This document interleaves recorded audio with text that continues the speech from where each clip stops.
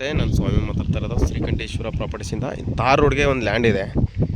N ಎಚ್ಚಿಂದ ಒಂದು 2.5 kilometre ಆಗುತ್ತೆ.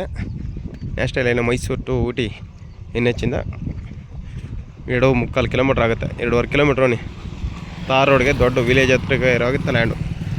ತಾರ್ ರೋಡ್ಗೆ ತುಂಬ ಶಿನ್ಕೆ ರೋಡ್ ಇದೆ, ಉತ್ತರಕ್ಕೆ ಜಮೀನಿದೆ. ತುಂಬ ಚೆನ್ನಾಗಿದೆ. ರೆಡ್ ಸಾಯಿಲು, ಒಂದು ಬೋರ್ವೆಲ್ ಇದೆ, ಸ್ವಂತ TC ಇದೆ, ಎಲ್ಲ ಫೆನ್ಸಿಂಗ್ ಎಲ್ಲ ಆಗಿದೆ, ಹದ್ಬಸ್ತಲಾಗಿದೆ. ನೋಡಿ ತುಂಬ ಚೆನ್ನಾಗಿದೆ. ಒಂದು ಬೋರ್ವೆಲ್ ಹಾಕ್ಸಿದ್ದಾರೆ. ವಿಲೇಜ್ಗೆ ಹತ್ತಿರವಾಗಿರುವಂಥ ಲ್ಯಾಂಡು.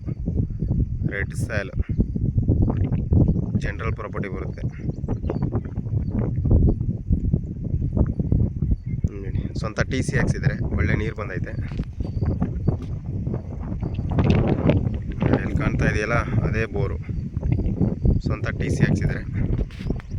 ಜನರಲ್ ಪ್ರಾಪರ್ಟಿ ಬರುತ್ತೆ. ಇದು ಪರ್ಚೇಸಿಂಗ್ ಪ್ರಾಪರ್ಟಿ ಬರುತ್ತೆ. ತುಂಬ ಚೆನ್ನಾಗಿದೆ. ಇವರು ಎಕರೆಗೆ 40 ಲಕ್ಷ ಹೇಳ್ತಾ ಇದ್ದಾರೆ. Lightly negotiable. Direct owner to owner sitting ಇರುತ್ತೆ.